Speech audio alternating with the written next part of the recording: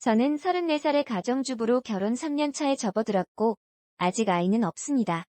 남편은 결혼하고 1년쯤 되었을 때 회사 사정으로 해외 근무차 지난해 10월 출국하였고, 지금은 65세인 시아버지와 단독주택에서 단둘이 살고 있습니다. 저희 부부는 결혼 초부터 홀로 되신 시아버지와 함께 살아왔습니다. 시아버지는 남편도 없이 심지어 시아버지까지 모시고 살고 있는 제가 안쓰럽고 미안하셨는지 저 불편하지 말라고 거의 매일 같이 외출하며 친구들을 만나서 식사까지 하고 들어오시려고 애를 써주셨습니다. 저도 그런 모습에 오히려 제가 더 죄송하고 더 잘해야겠다는 생각을 갖고 지내고 있었습니다.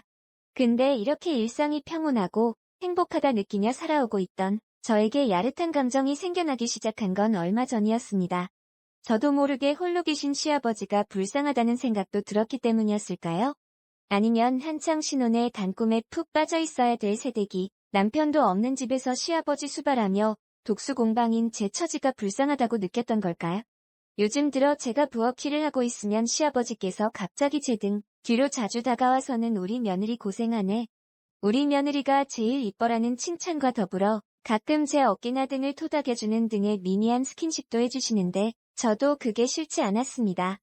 평소 자상하신 시아버지기 때문에 대수롭지 않게 생각을 하고 있었기도 했지만 그런데 저만의 착각이나 오해일 수 있겠지만 저는 시간이 갈수록 점점 그 농도가 짙어지는 게 느껴졌습니다. 한 번은 주말 오후에 집에서 간단히 국수로 점심을 해먹고 빨래를 널고 있는 저를 가만히 쳐다보고 있는 시아버지의 시선이 느껴져서 혹시 뭐가 필요하신 건가 해서 아버님 뭐 드려요? 라고 했더니 아버님은 아무것도 아니라며 당황해하시면서 급하게 자리를 피하시곤 방으로 들어가셨습니다. 그런데 저도 나중에 거울 보고 알게 되었습니다. 그때 제가 롱치마를 입고 있었는데 치마가 속옷 안으로 말려 올라가 있었다는 걸요. 딸도 아닌 며느리에게 속옷이 보인단 말씀을 차마 하시기 어려웠던 걸까요? 그날 껄끄러우셨는지 방에서 나오지도 않고 오후 내내 낮잠만 주무신 아버님께 죄송한 마음에 저녁에 소고기를 구워드리면서 막걸리 한 잔을 따라드렸습니다. 아들 없이 며느리하고 지내기 불편하지 않으시냐고 아버님께서 편하게 대해주셔야 저도 편하게 지낼 수 있다고요. 제가 먼저 그렇게 다가와 주는 게 아버님도 무척 기분이 좋으셨는지 평소 주량보다 조금 더 드시더니 살짝 취하셨나 봐요. 저녁 다 먹고 주방에서 그릇들 정리를 하려는 저와 마주쳤는데 잘 먹었다고 애써줘서 너무 고맙다고 하시더니 갑자기 제 입에 뽀뽀를 하셨습니다. 전 순간 너무 당황해서 어쩔 줄 몰라 어색한 미소를 보이며 조용히 네네 하고 대답만 했습니다. 그렇게 어색한 기류의 날들이 며칠 흐르고 하루는 시아버지께서 친구분들 모임에서 얼큰하게 술에 취해 들어오셨는데 그날 무슨 이유에서 기분이 너무 좋으셨는지 집에 오시자마자 아가 많이 힘들지? 홀시아버지 모시기 힘들지? 하면서 주머니에서 꼬깃꼬깃한 작은 봉투 하나를 꺼내시는 거예요. 그러시면서 생일도 못 챙겨줘서 미안하다고 뭘 좋아할지 몰라 직원이 추천해줬다면서 열어보니 목걸이가 들어있었습니다. 마음에 안 들면 주말에 같이 가서 바꾸자고요. 저도 살다 보니 제 생일인 것도 까먹고 그냥 지나칠 뻔했는데 괜히 마음이 뭉클해지더라고요. 그러면서 저를 살짝 안고 등을 토닥여주셨는데 시아버지의 손이 제 몸을 스치는 게 느껴졌습니다. 원래 남편과 결혼하기 전에도 같이 식사 한 번씩 하고 오는 날이면 제가 집에 갈 때 한 번씩 포옹을 해주셨었거든요. 시아버지의 표정 변화가 없길래 술 기운에 모르시나 보다. 일부러 그러시는 건 뭐 당연히 아닌가 보다 하고 생각을 하고 있었는데 근데 제가 이상하게 받아들이는 건지 뭔지 저도 헷갈리긴 하더라고요. 한 번씩 왠지 더 힘을 줘서 꽉 안는 게 느껴지기도 하면서 저도 묘한 기분이 들기 시작했는데 때마침 남편한테 전화가 왔습니다. 생일 축하한다고 내년 생일에는 꼭 같이 즐겁게 보내자고 너무 미안하고 너무 고맙단 얘기를 하며 그렇게 조용하면서 감격스러운 저의 생일날이 지나갔습니다. 얼마 전 계단을 내려오다 시아버지께서 넘어지셨는데 다행히 부러진 곳은 없었지만 팔로 몸을 지탱하려다 그게 부담이었는지 손목에 살짝 금이 가서 왼쪽 손에 깁스를 하게 되었습니다. 다행히 오른쪽은 아니었지만 깁스를 하다 보니 생각보다 많이 어렵더라고요. 여름이 다가오니 땀도 많이 나서 자주 씻고 옷도 갈아입어야 하는데 그것도 생각보다 쉽지 않았고요. 팔 쓰는 게 부자연스럽다 보니 어깨가 많이 결린다고 하셔서 하루는 제가 어깨를 주물러 드렸습니다. 근데 고맙다며 시아버지께서 고맙다 아가 하시며 제 손을 토닥토닥 하시는데 제 손을 참 한참 동안 쓰다듬으시더라고요. 그 순간 시아버지와 눈이 마주쳤는데 묘한 기류가 흐르는 게 느껴졌습니다. 저는 과일 가져오겠다며 주방으로 자리를 피했고 시아버지도 이제 시원하다면서 TV 채널을 돌리기 바빴죠. 아버님께서 손을 다친 후 부쩍 의도하지 않은 스킨십이 많아진 것이 사실입니다. 주말이면 가고 싶은 친정이 없는 저로서는 시아버지 모시고 시아버지께서 좋아하시는 한정식집을 한 번씩 가곤 했습니다. 돌아오는 길에 백화점에 들려 재킷도 하나 사드리면 참 좋아하셨죠. 제가 어릴 때부터 아빠 없이 자라 항상 아빠랑 팔짱 끼고 데이트하는 딸들 모습을 제일 부러워했거든요. 다정한 남편과 자상한 시아버지까지 결혼 잘했단 소리 들어가며 이제 내 인생에 이제야 행복이 찾아왔구나 생각도 했었습니다. 아들의 빈자리가 느껴지실세라 시아버지가 어색해하지 않게 제가 먼저 팔짱 끼고 외출을 하면 어느 순간부터 왠지 모르게 예전이랑 다른 느낌이 납니다. 시아버지 팔이 제 몸을 향해 슬쩍슬쩍 움직이는 느낌이 나기도 하고요. 그리고 한 번씩 주방에서 요리를 하고 있으면 시아버지께서 뭐 도와줄 일이 없냐며 다가오셔서 제가 다듬고 있던 파도 썰어주신다며 제 손에서 뺏어가기도 하고 설거지도 한 번씩 도와주셨습니다. 남편과 함께 지낼 때도 시아버지도 주방에서 요리하는 걸 어색해하지 않으셨고 반찬도 맛있게 만들어주셔서 이상하진 않았습니다. 그러고는 그렇게 시아버지가 저의 몸을 집요하게 요구하자 결국 엉겁결에 저도 모르게 응하고 말았습니다. 절대로 있어선 안 될 일이었지만 저도 더 이상 시아버지의 손길을 마다하지 못했습니다. 그렇게 비밀스러운 그러면서도 자유스러운 시아버지와의 관계가 지속되었고 이제는 저도 별 거부감 없이 시아버지의 요구에 응하게 되었습니다. 처음에는 그렇게 시아버지 강요에 마지못해 응하는 척하면서 시아버지와 관계를 가지게 되었는데 그런데 요새는 부부인 양 서로가 서로를 의식하지 않으면서 자연스럽게 관계를 가끔 갖고 있습니다. 단둘이 살다 보니 자유스럽기도 하고 남을 의식할 수 있는 환경이 아니기 때문일까요? 그런데 분명 부적절한 관계라는 것을 익히 알고 있습니다. 눈앞이 깜깜해지기도 했어요. 두근거리는 가슴을 달래며 울기도 참 많이 울었습니다. 마음이 그대로 산산조각 날 것만 같은 죄책감과 저를 향한 혐오감까지도 멈출 수가 없었습니다. 그렇지만 솔직히 고백하자면 거절하지 않은 관계를 그 이후로 계속 가졌습니다. 누구한테 말도 못하고 혼자서 이렇게 계속 고민만 하고 있습니다. 내일이 너무나 두렵고 남편을 생각하면 무섭습니다. 상식과 도덕으로 설명할 수 없는 죄를 저질러 놓고도 태연하게 먼 타국에서 혼자 고생하는 남편한테 걸려온 전화를 받으며 사랑한다고 몇 달 있다가 보자고 말하는 제 자신이 역겨웠습니다. 기분은 나쁜데 점점 기분이 좋아져 버리고 점점 좋아하게 될 것 같고 남편과 예전에 어떻게 사랑을 나눴었는지조차 기억이 안 나는 것 같습니다. 시아버지께서는 공기업을 퇴직하시고 경제적으로 엄청 부유하진 않아도 풍족한 생활이기도 했고 연세에 비해 젊고 오픈된 마인드를 갖고 계신 시아버지와 함께 사는 것이 어려울 거란 생각은 들지 않았습니다. 남편은 아버지 말이라면 죽는 신임까지 할 정도로 효자 아들인데 어릴 때 어머니께서 일찍 지병으로 돌아가시고 아버지께서 평생 자기만 보고 헌신하며 살아오신 것 때문에 잘해드려야 한다고 연애 때부터 귀가 닳도록 말해온 남편이었습니다. 어린 시절 대부분을 친할머니와 보낸 저는 가족에게서 느낄 친근한 감정이나 애틋한 마음, 유대감 없이 불우한 유년 시절을 보냈습니다. 어머니와의 기억을 떠올려 보려 해도 별로 없고 오로지 할머니와 지냈던 기억뿐입니다. 할머니께서 맛있는 음식을 해주시거나 과자 사 먹으라고 용돈 주셨던 기억이 유년 시절 행복했던 저의 기억의 전부입니다. 지금 돌이켜보니 부모님은 제가 3살 때쯤부터 사이가 좋지 않았던 것 같아요. 그때 이후 부모님에 대한 기억이 거의 없는데 그렇게 부모님의 사랑을 모르고 살아와서 항상 인자하시고 모든 면에서 여유롭고 이해심 많은 시아버지를 처음 뵌 날부터 좋았고 연애할 때부터 아버지처럼 잘 따랐기 때문에 거부감은 없었던 것이 사실입니다. 남편의 해외 파견 업무 결정이 났을 때 저도 남편을 따라 함께 가려 했지만 1년 안에 들어올 수도 있다 하여 그냥 남편만 보내게 되었습니다. 또 남편은 시아버지만 혼자 두고 저희 둘 다 해외까지 나가 지내는 것도 불안해하기도 했고요. 저도 시아버지와 단둘이 지내는 게 아주 부담이 아닐 순 없었지만 그래도 한 1년 정도라고 했으니까 그냥 잘 견뎌보리라 다짐했었죠. 평범하기 그지없는 제 인생에 이런 영화같이 말 안 되는 일이 생길 줄은 꿈에도 상상조차 하지 못했었습니다. 그런데도 시아버지는 고민할 거 없다며 위로를 해주시지만 저는 죽고 싶을 뿐입니다. 부끄러운 일이지만 이렇게 글을 써봅니다. 전 이제 정말 어떻게 해야 할까요? 답 좀 주세요. 여기까지 긴 글 읽어주셔서 감사합니다. 구독과 좋아요 부탁드립니다. 저는 34살의 가정주부로 결혼 3년. 오늘의 사연 시작합니다. 안녕하세요. 저는 30대 평범한 직장인입니다. 제가 대학생 시절에 일어났던 일에 대해 이야기하려고 해요. 저희 집안은 여자를 밝히는 아버지 덕분에 일찍이 파탄이 났었어요.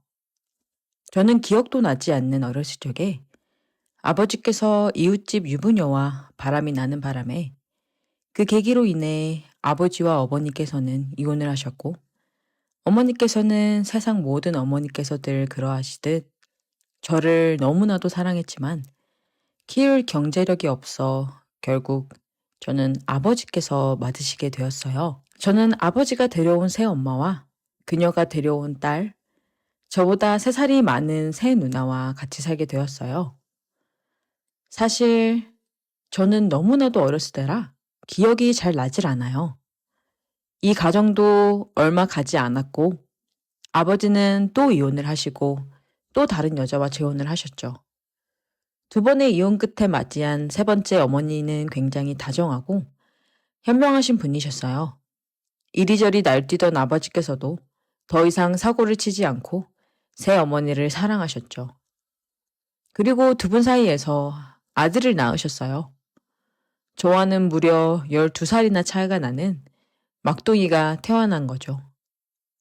제가 어버키였다 싶은 동생이에요.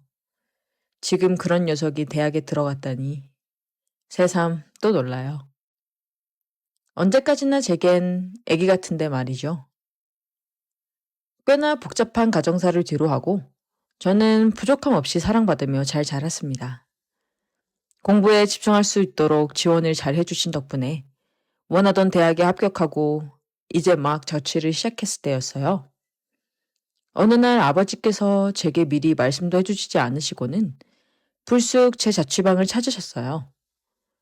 오랜만에 단둘이 밥을 먹자고 하시면서 저를 근처 식당으로 데려가셨어요. 표정이 어두우시길래 무슨 일이 있냐 여쭈니 어렵게 말문을 여시더라고요. 첫 번째 새 엄마 기억하냐면서 교통사고로 일주일 전에 돌아가셨다면서 이미 장례식까지 다녀왔다고 하시더라고요. 아버지께서는 혼자 남은 새 엄마의 딸이 안타까워 대학 졸업 때까지만 경제적 지원을 해주기로 했다고 했어요. 물론 어머니께서도 동의하셨다고 하면서요. 저는 어머니께서 동의하셨다면 저도 괜찮으니 걱정 마시라고 하니 사실은 그 딸아이와 함께 자취방을 쓰는 게 어떠냐고 하시더라고요. 그 아이는 곧 대학을 졸업할 것이고 저는 곧 군대를 입대한 예정이니 같이 지내는 기간이 몇 개월 되지 않을 거라며 그동안 그 아이가 마음을 잘 추스릴 수 있게 옆에서 잘 챙겨달라고 하시더라고요. 그렇게 남이나 다름없는 새 누나와의 동거가 시작되었습니다. 거의 기억이 나지 않아 저에게는 초면이나 마찬가지인 새 누나는 솔직히 정말 예뻤어요. 어깨까지 오는 검은 머리에 새하얀 피부, 살짝 마른 몸매, 속쌍꺼풀이 있는 큰 눈. 정말 예쁘더라고요. 방에 짐 정리하는 걸 도와주고 곧 저녁을 차렸습니다. 어머니께서 새 누나를 잘 챙겨주라며 갈비탕을 미리 가져다 주셨거든요. 새 누나도 상심이 큰지 야위였고 밥도 잘 못 먹더라고요. 그렇게 첫날은 어영부영 지나갔습니다. 저도 다음날부터는 학교도 나가고 과제도 하고 친구도 만나고 이리저리 꽤 바쁘게 지내느냐 새 누나를 마주칠 일이 거의 없었어요. 그러던 중 아버지께서 새 누나의 안부를 묻더라고요. 그러면서 새 누나와 맛있는 걸 먹으라고 용돈을 좀 더 보냈다고 하시더라고요. 과제도 마침 다 끝났고 배도 고파서 새 누나와 함께 먹으려고 초밥을 사갔습니다. 새 누나의 방문을 두드리니 새 누나는 좀 더 야윈 모습으로 방문을 열더라고요. 집안이라 편하게 나시에 짧은 반바지를 입고 있는데 사실 눈을 어디에 둬야 할지 모르겠더라고요. 포장해온 초밥을 내밀며 같이 먹자고 했습니다. 그렇게 식탁에 마주 앉아 포장지를 뜯고 초밥을 먹는데 새 누나는 역시나 잘 먹지 못하더군요. 천천히 드시라며 물을 건네주자 새 누나가 갑자기 눈물을 흘리는 게 아니겠어요? 깜짝 놀라 휴지를 꺼내며 괜찮으냐 물었습니다. 새 누나는 미안하다며 엄마가 초밥을 좋아했던 게 생각이 나서 자기도 모르게 눈물이 났다며 눈물을 훔쳤습니다. 어깨라도 기댈 수 있게 새 누나의 옆으로 자리를 옮겨 그녀를 안아주자 제 품에 안겨 조용히 흐느끼더라고요. 피 한 방울 섞이지 않은 남이지만 새 누나의 눈물을 보자 저도 마음이 아팠습니다. 그렇게 어느 정도 진정이 될 때까지 그녀는 제 품에서 떨어질 줄을 몰랐어요. 새 누나의 눈물이 멈춘 것 같아 자리에서 일어나려 하자 그녀가 저를 붙잡았습니다.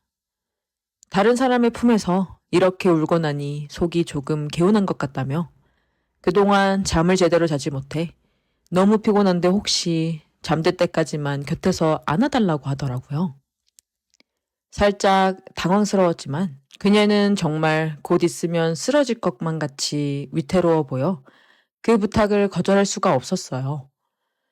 그래서 걱정 말라며 잠들 때까지 곁에서 있어주겠다며 그녀를 다독였습니다. 그 후 새 누나는 샤워를 하고 나왔어요. 그녀에게서 나는 샴푸 냄새에 순간 아찔하더군요. 새 누나는 제 손을 잡고 저를 그녀의 방으로 데려갔습니다. 그리고 저를 침대에 먼저 눕히더라고요. 침대는 급하게 마련한 거라 그렇게 크지가 않아 둘이서 나란히 눕기에는 약간 좁았어요. 새 누나도 곧 제 옆에 바짝 붙더니 저를 죽부인처럼 끌어안더군요. 순간 제 심장 소리가 들리는 건 아닌지 조마조마했습니다. 그렇게 새 누나는 저를 끌어안고는 점점 제게 더 가까이 오더니 입술을 맞대더군요. 사고가 정지되어 어떻게 해야 하나 우물쭈물하는데 새 누나가 다 잊게 해달라면서 제 위로 올라탔습니다. 그렇게 우리는 뜨거운 밤을 보냈어요. 그 이후로도 해가 뜨든 말든 상관없었습니다. 같이 사니 이런 게 참 좋더군요. 각자의 방이 따로 있었지만 우리는 언제나 늘 같은 방에서 같이 지내게 되었죠. 새 누나도 점점 웃는 일이 많아지고 밥도 잘 먹고 좋아지는 것 같았어요. 그렇게 행복하게 지내던 어느 날 영장이 나와 저는 군대를 가게 되었어요. 군대에 가 있는 동안 새 누나는 졸업을 하고 중소기업에 입사를 했다고 아버지께서 말씀해 주시더군요. 솔직히 새 누나가 한 번이라도 면회를 올 줄 알았습니다. 하지만 그 후로 새 누나를 본 적이 없네요. 휴가를 나왔을 때 집에 가보니 누나는 이미 짐을 다 싸서 나간 후였던지 아무것도 없더라고요. 굳이 연락을 하진 않았지만 아마 연락처도 바꾸지 않았을까 해요. 그냥 잘 지내고 있는지 궁금하네요. 혹시라도 이 사연을 들으면 새 누나는 제가 누군지 알지 않을까요? 잘 지내고 있는지 문자라도 주면 좋겠어요.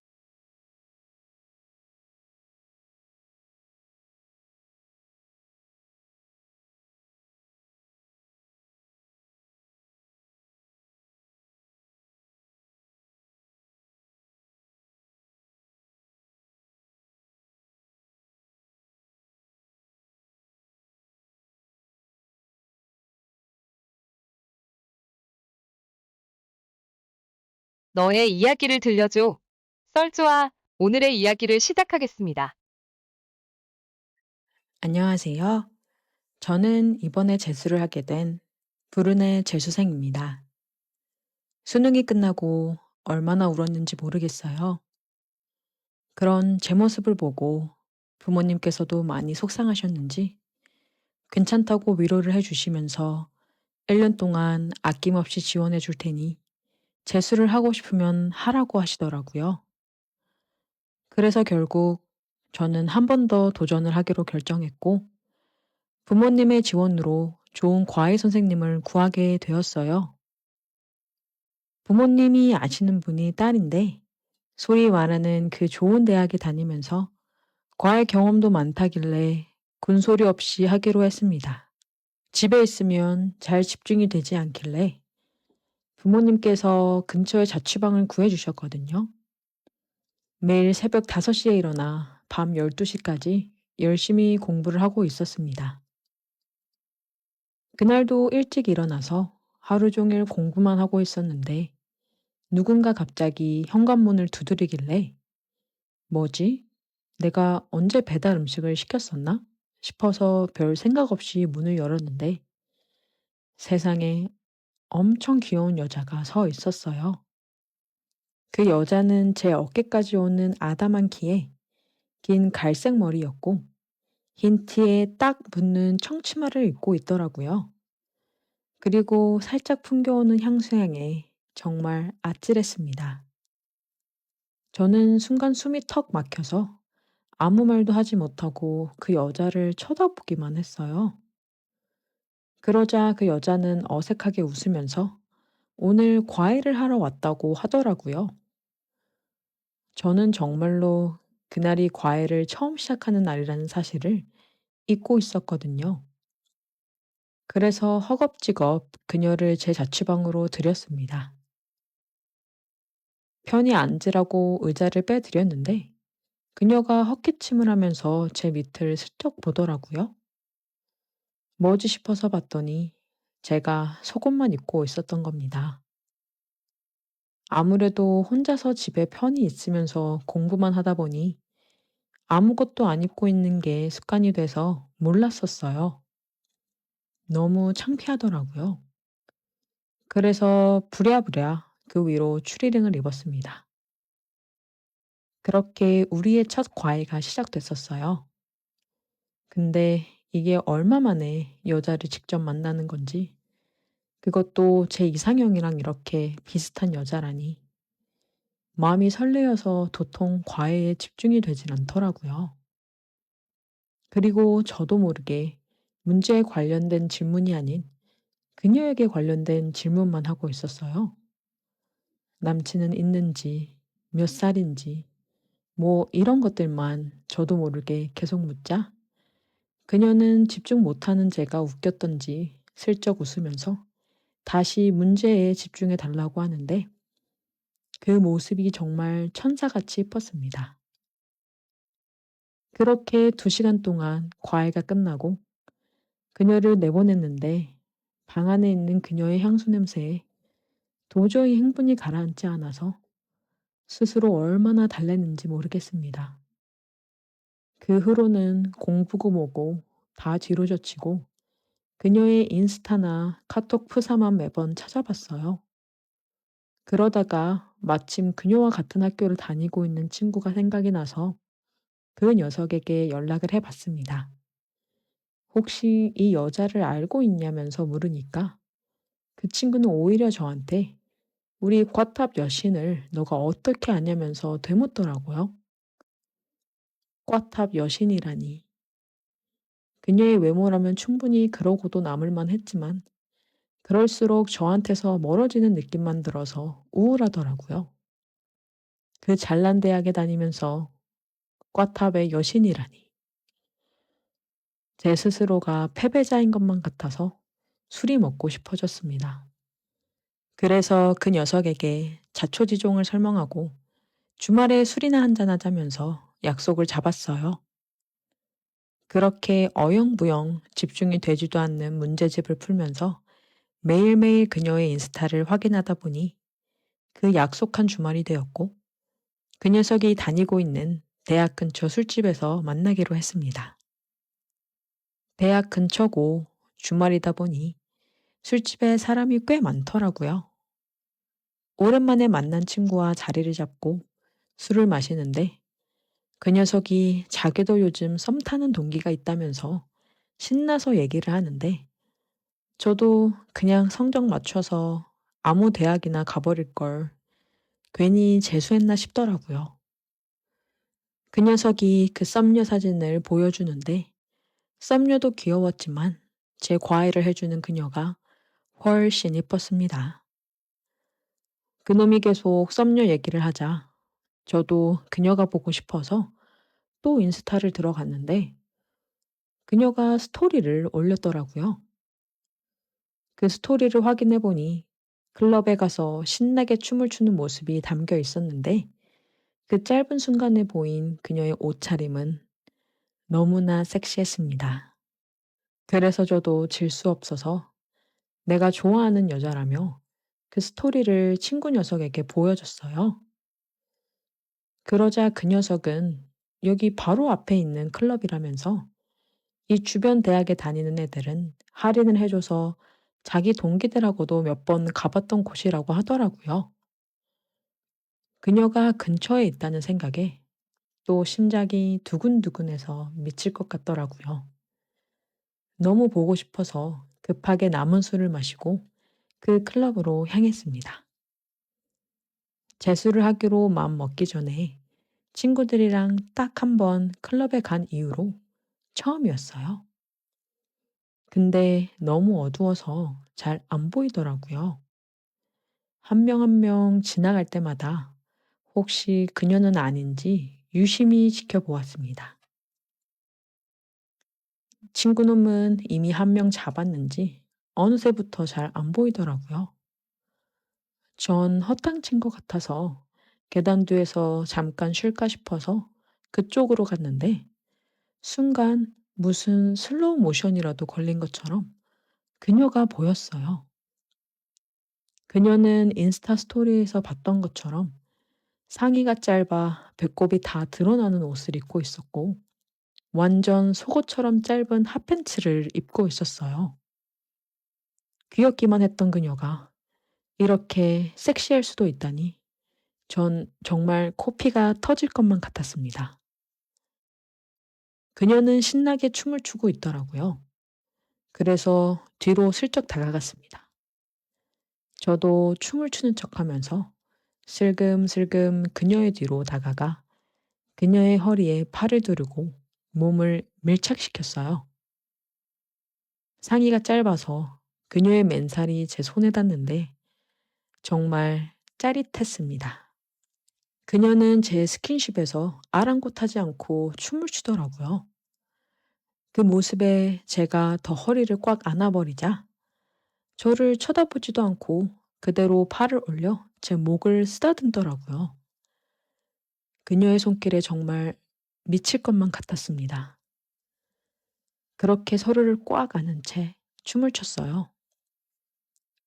그러다가 제가 더 이상 참을 수가 없어서 그녀의 턱을 잡아 키스를 했습니다. 그녀는 제 키스에 몸을 돌려 그냥 저를 안아버리면서 더 강렬히 키스를 퍼붓더라고요. 결국 우리는 마주 보면서 서로를 안고 미친 듯이 키스를 했습니다. 중간중간 서로 눈이 마주치긴 했는데 아마도 그녀는 저를 알아보지 못한 것 같아요. 그래서 어떻게 할까, 이대로 데리고 밖으로 나갈까, 키스를 하면서 계속 고민을 하고 있었는데 갑자기 어떤 여자가 그녀의 팔을 잡아 당기더라고요. 서로 집중하면서 키스를 하고 있었는데 이게 뭐지 싶었어요. 알고 보니 그녀의 친구였더라고요. 그래서 마지막에는 인사도 제대로 하지 못하고 그녀는 그녀의 친구와 함께 사라졌습니다. 제가 좋아하는 여자의 허리를 감싸 안고 그렇게 정열적으로 키스를 했다니 도저히 믿겨지지 않는 밤이었어요. 결국 저도 친구와 함께 클럽을 나왔고 첫 차를 타고 집에 왔습니다. 집에 도착한 후에 씻고 자려고 누웠는데 해가 떠서 그런 건지 아니면 아직도 흥분해서 그런 건지 쉽게 잠이 오질 않더라고요. 그래서 그녀와의 키스를 떠올리며 스스로를 위로하느냐 정말 힘들었습니다. 다음 주에 그녀가 제 자취방에 와서 또 과외를 한다는 생각에 미칠 것만 같더라고요. 그녀를 만나면 그때 그 클럽에서 키스했던 남자가 저였다는 사실을 밝혀도 되나요?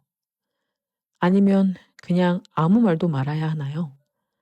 만약 밝힌다면 그 후에도 그녀는 계속 과외를 할 수 있을까요? 아님 불편해할까요? 그녀에게 좋아한다고 고백해도 되는 건지 모르겠어요. 공부가 손에 잡히질 않아요. 제발 제가 어떻게 해야 하는지 알려주세요. 오늘의 사연은 여기까지입니다. 썰주와 여러분의 이야기를 기다리고 있어요. 많은 사연 제보 부탁드려요. 감사합니다.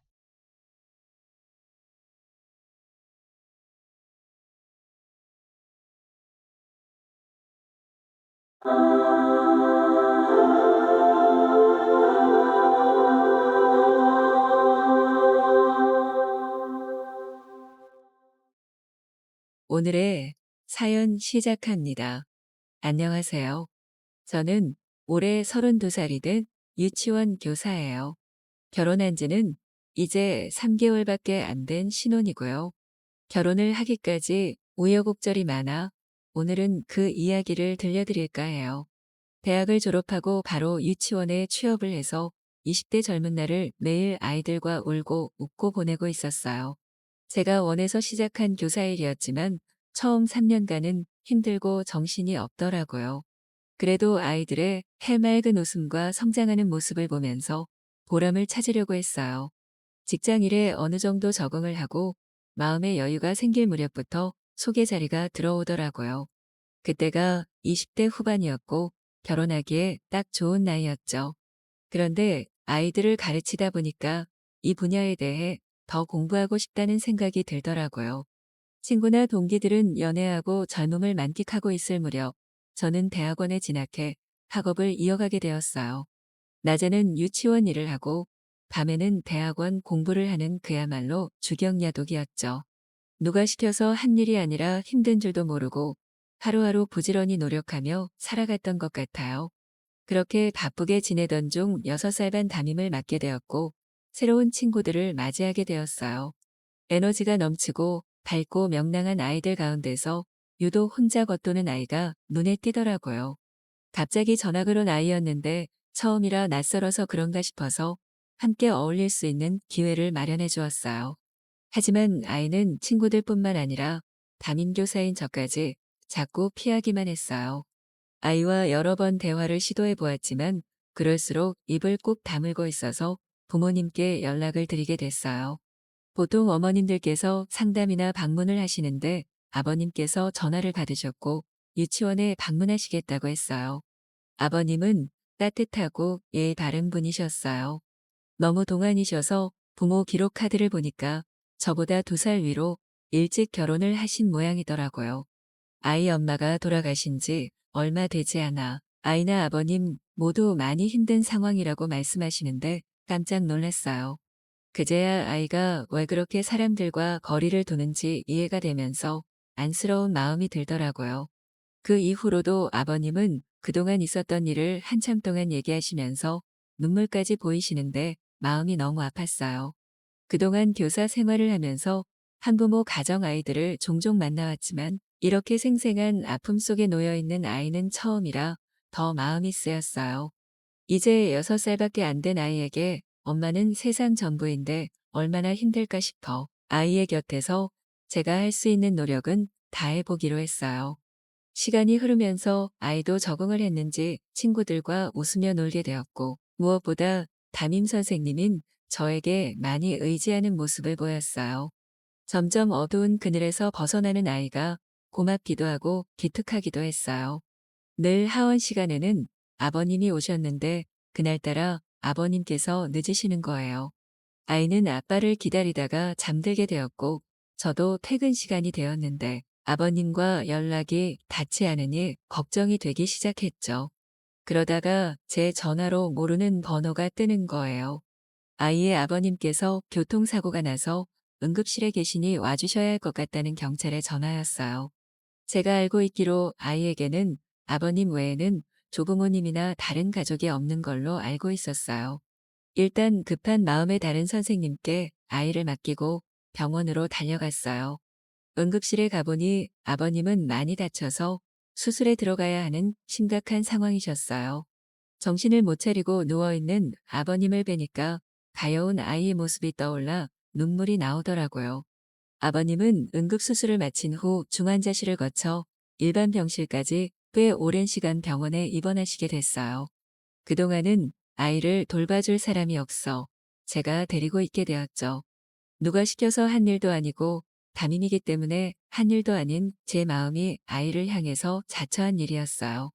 아이에 대한 소식도 알려드리기 위해 종종 병문안을 가게 되었는데 그때마다 아버님은 이를 악물고 재활 치료를 하고 계시더라고요. 사고 후유증으로 걷지 못할 수도 있다는 의사 말에 아이를 힘들게 할 수 없다고 얼마나 노력하시는지 뵐 때마다 마음이 뭉클했어요.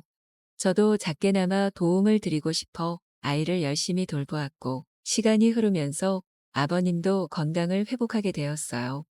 퇴원하는 날 아버님께서 꽃다발을 들고 직접 유치원으로 찾아오셨어요.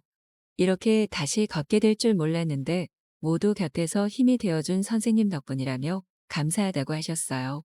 저도 아이도 아버님도 다시 건강하게 만날 수 있어 기쁘다고 했죠. 그날 저녁 아버님의 저녁 식사에 초대받게 되어 함께하게 되었어요. 아버님 요리 솜씨가 대단하시더라고요. 맛있게 저녁을 먹고 차를 마시고 집에 돌아가려고 하는데 아버님께서 갑자기 편지 한 장을 내미시는 거예요. 집에 가서 읽어보니 저를 향한 그간의 마음이 담긴 고백 편지였어요. 사람의 마음이란 게 말로는 설명하기 힘들 때가 있잖아요. 꾹꾹 눌러 쓴 편지 한자 한자에서 그분의 진심을 느낄 수 있었어요. 현실에서 그분은 사별하고 애딸린 유부남일 뿐이었지만 제가 지켜봐온 그분은 헌신적인 아빠이고 가정을 소중히 여기는 든든한 남자였어요. 편지를 읽고 저 역시 눌러두었던 제 마음을 꺼내 보게 되었어요. 동정이었을까 사랑이었을까 혼란스러웠는데 저도 모르게 마음이 그분을 향하고 있는 것을 보면 사랑에 더 가깝지 않을까 생각하게 되었어요. 얼마 후 저 역시 그분에게 답장을 보내게 되었어요.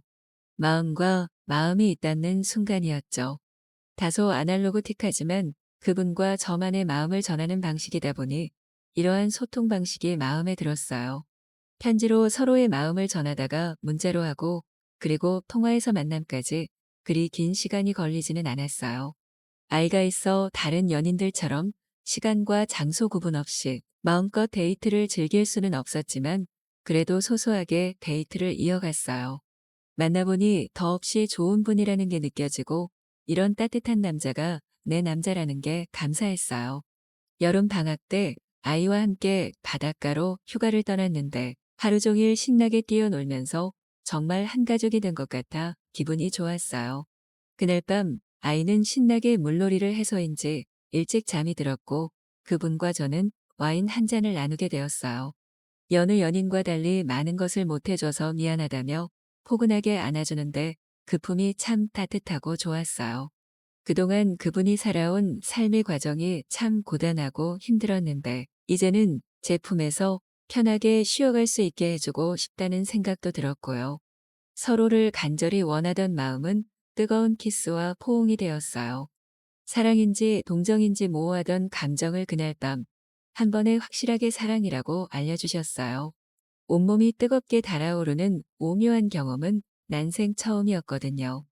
옆방에서 아이가 자다 깨면 어쩌나 싶어 심장이 쫄깃한데 그런 긴장감이 더 후끈 달아오르게 만들었어요. 그분과의 첫날 밤은 긴장의 연속이었지만 그래서 더 짜릿하고 잊을 수 없던 밤이었어요. 서로의 몸과 마음이 일치되는 순간 앞으로 이 남자와의 어떠한 어려움도 다 극복해내리라 다짐했거든요. 그분과 사귀면서 아이를 위해서라도 안정적인 가정을 이루고 싶었어요. 가족들의 극렬한 반대에 부딪혔고 그로 인해 마음의 상처도 받았지만 저는 다 견딜 수 있었어요.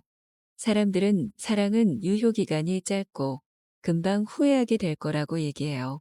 하지만 사람을 비로소 사람답게 한 것은 사랑이라고 생각해요. 저는 사랑하고 있습니다. 애딸린 유부남이 아니라 한 남자를요. 그리고 앞으로도 처음 마음 변함없이 지키면서 매일 사랑하며 살아갈 거예요.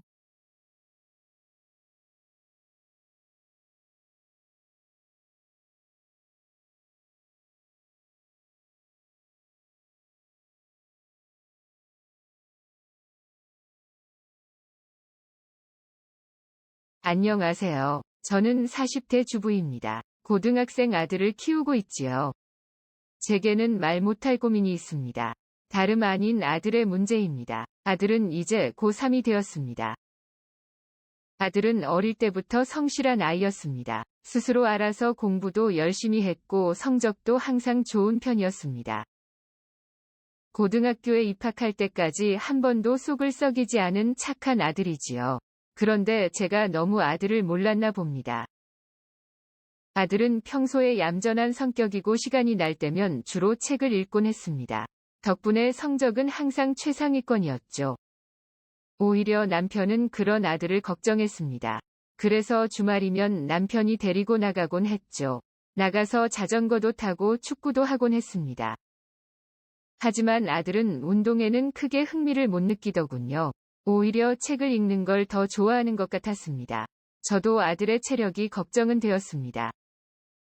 하지만 공부를 잘하니 너무 안심을 했죠. 다른 엄마들도 부러워할 정도였지요.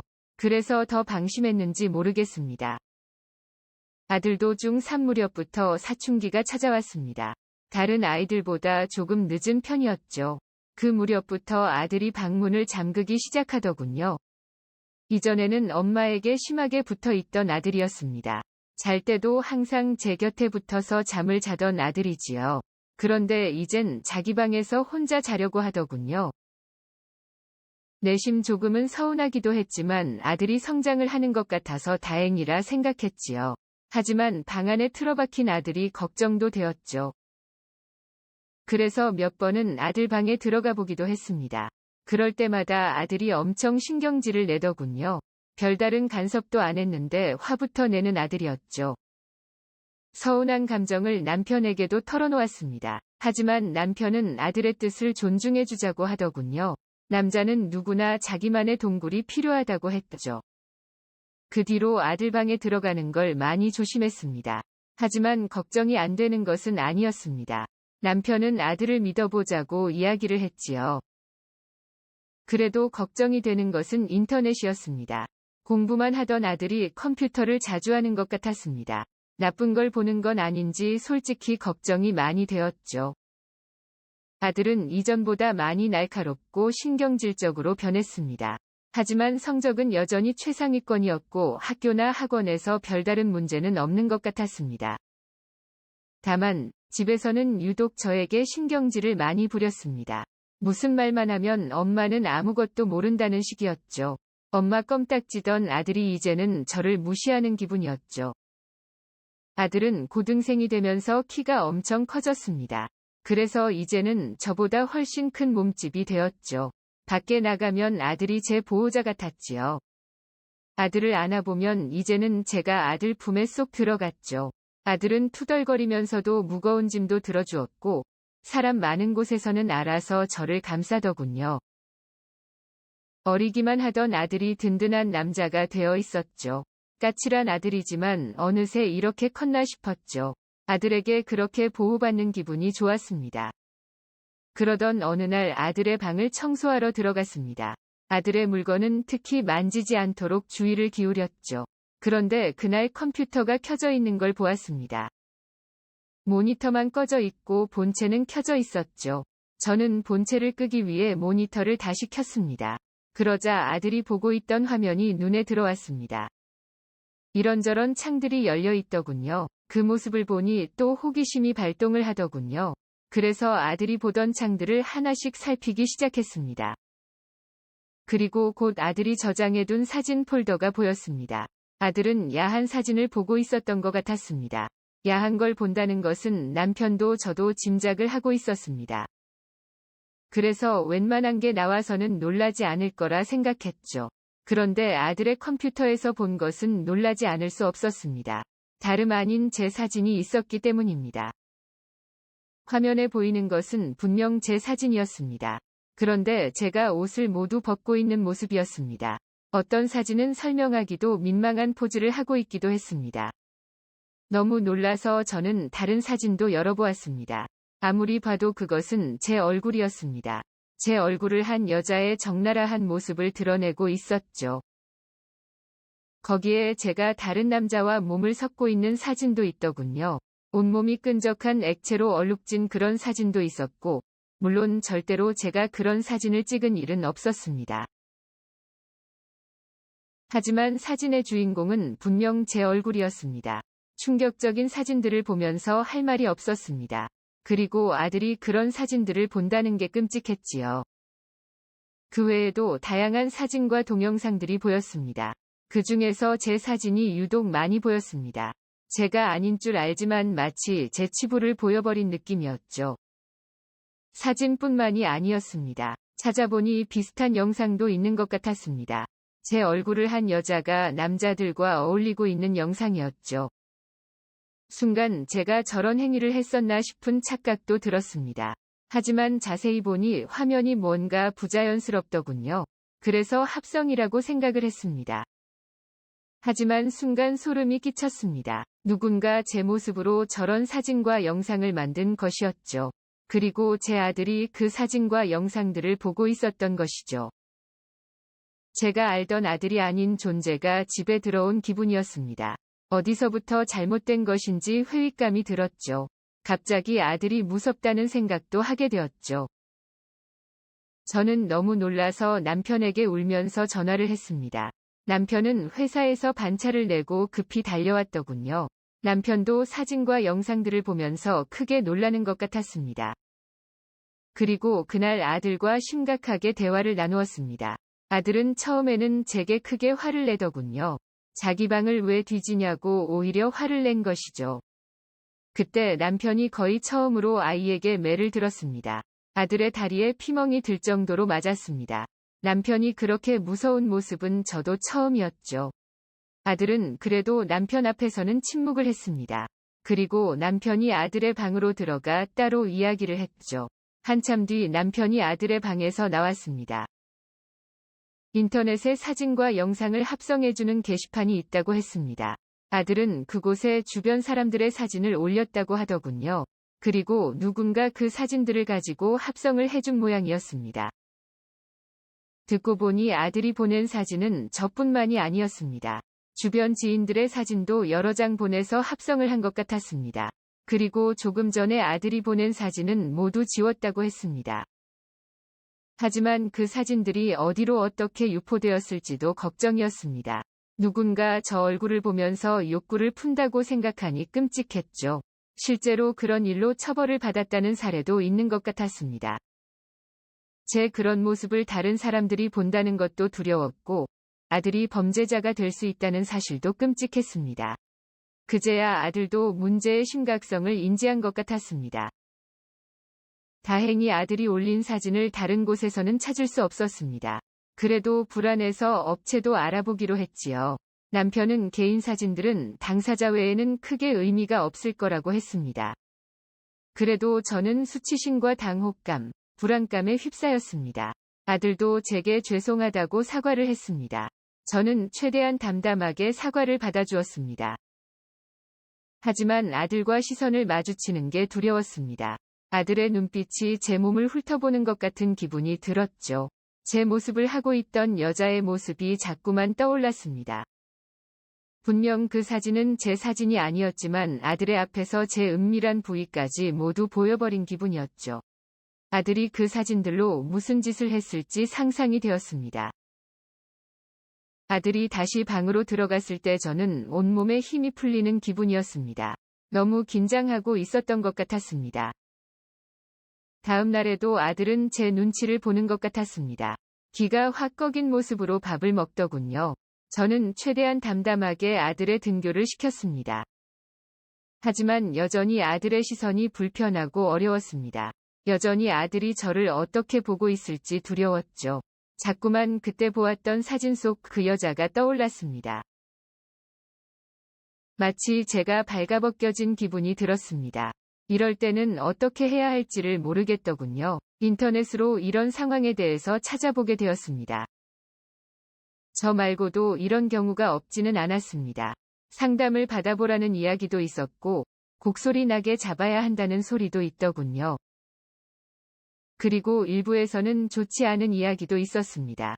제때 해결하지 못해 집안이 풍비박산이 났다는 이야기였죠. 그런 이야기를 볼수록 두렵기만 했습니다. 결국 상담을 받아봐야 하나 생각도 했습니다. 하지만 아들을 정신병자로 만드는 것 같아 망설여졌습니다. 그렇다고 다른 사람에게 말을 하지도 못했지요. 남편은 혹시나 유출된 사진이 없는지 확인을 했는데 다행히 사진이 유출된 것 같지는 않았습니다. 아들도 평소와 크게 다르지는 않아 보였습니다. 모든 게 제자리로 돌아오는 기분이었죠. 하지만 여전히 돌아오지 못한 게 있다면 제 마음입니다. 아들이 방문을 닫고 들어가기만 해도 불안합니다. 아들이 집에 있으면 샤워를 하는 것도 꺼려집니다. 당연히 남편과의 관계도 하지 못하고 있습니다. 언제라도 아들이 훔쳐보고 있는 것 같은 기분이었죠. 최근에 남편과 함께 상담센터를 찾아갔습니다. 하지만 제 속마음을 털어놓는 게 쉽지가 않더군요. 아들은 남편과 종종 대화를 나누고 있습니다. 다행히 아들도 많이 후회하고 반성을 하고 있다고 합니다. 그 말이 사실인지는 저도 알 수 없습니다. 하지만 남편은 아들을 한번 믿어보자고 합니다. 상담사님은 아들이 사춘기면 성에 관심이 많다고 했습니다. 엄마에게 애착을 느끼는 것도 그럴 수 있다고 하더군요. 상담사님 생각은 일시적인 충동으로 벌인 일 같다고 하셨죠. 상담을 받으면서 조금씩 진정이 되긴 했습니다. 하지만 한번 생겨버린 상처가 쉽게 지워지지 않네요. 하루라도 빨리 아들과 관계를 회복하고 싶네요. 지금도 여전히 아들을 이해하기 힘듭니다. 원래 저 나이 때 저런 것인지 우리 아들만 이상한 것인지요. 지금도 아들을 이해하려 노력 중입니다. 하지만 끝내 회복이 안 되면 어쩌죠? 지금도 두렵습니다. 영상 시청 감사합니다.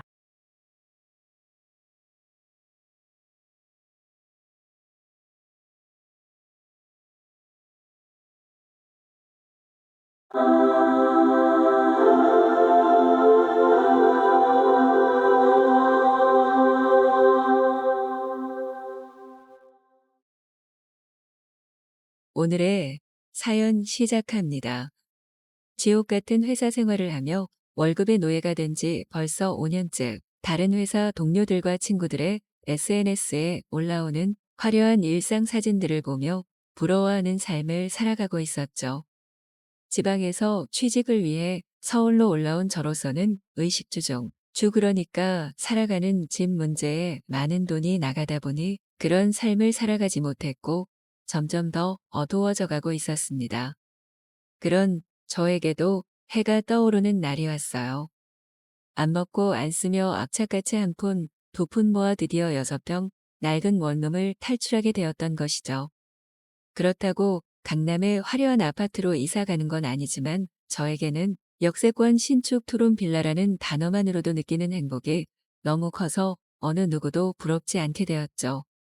집 계약을 하고 이삿날까지 한 달이 넘게 남았을 때였지만 집을 어떻게 꾸밀까, 어떤 가구를 살까 계속 고민하며 이삿날을 기다리는 하루하루가 제 삶의 활력소가 되었어요.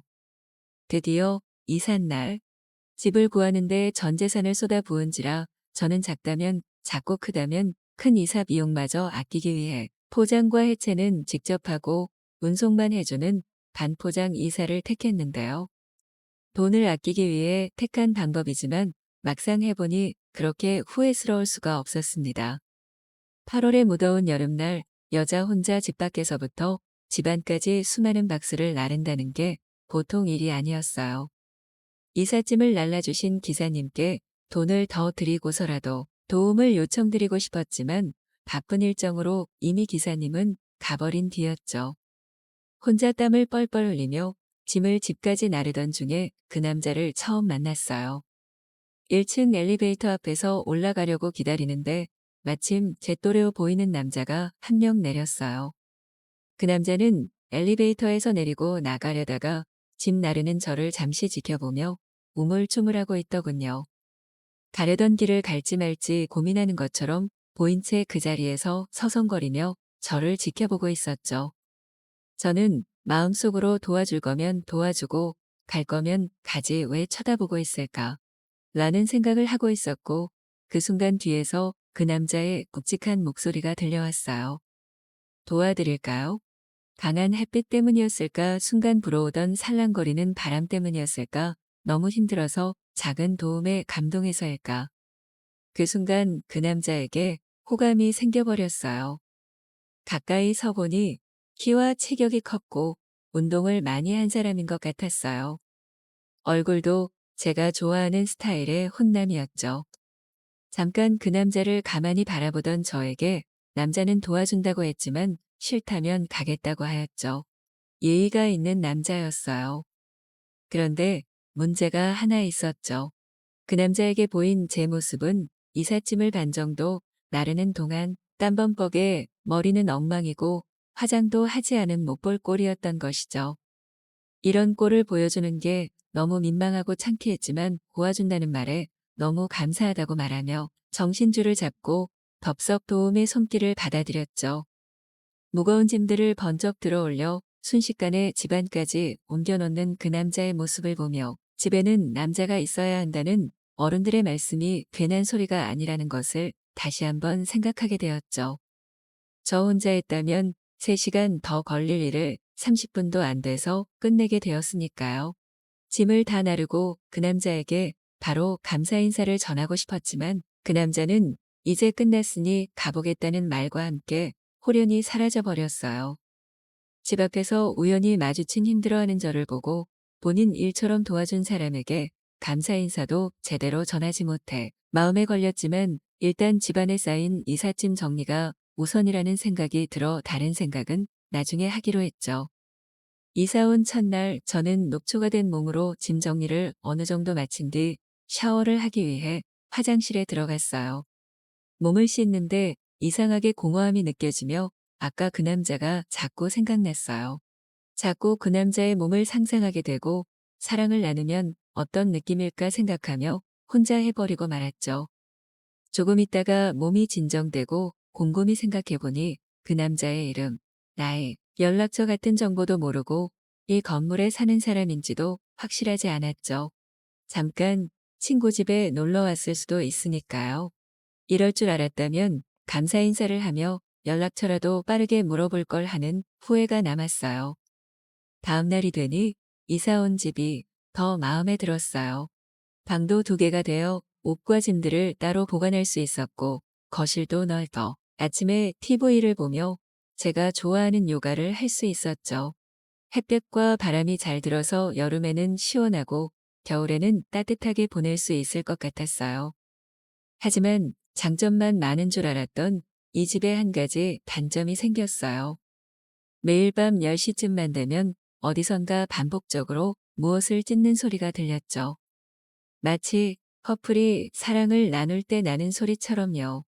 혹시 위층에 신혼부부가 사는 게 아닐까. 저녁만 되면 운동을 하는 사람이 있나 드럼을 연주하는 사람이 사는 걸까. 다양한 추측을 하며 며칠을 견뎠지만 어느 순간 반복되는 그 소리에 일상이 방해되고 있었죠.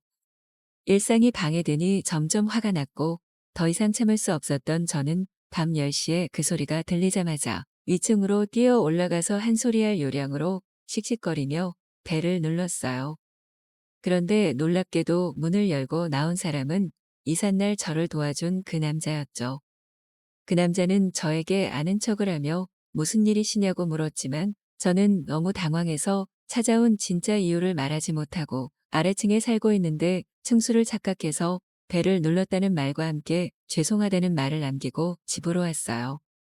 층간소음을 해결하러 갔더니 저의 상상을 자극하고 지난 아쉬움을 남겼던 바로 그 남자가 살고 있는 아이러니한 상황이었죠.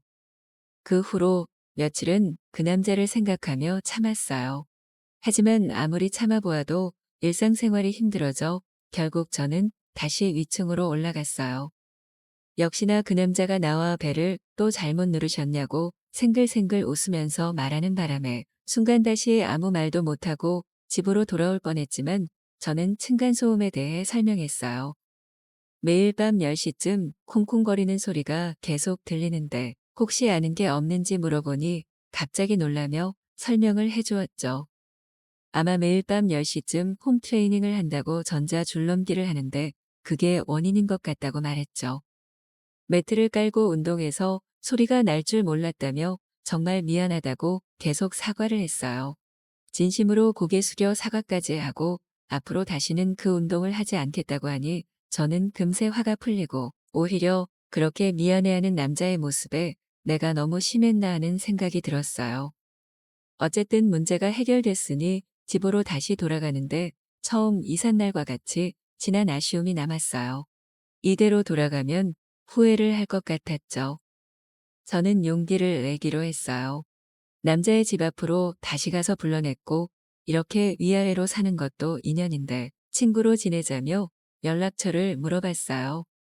남자는 거부감 없이 연락처를 주었고 그렇게 우리 인연이 시작되었죠. 그 남자와 계속 연락을 하며 저는 더 빠져들고 말았죠.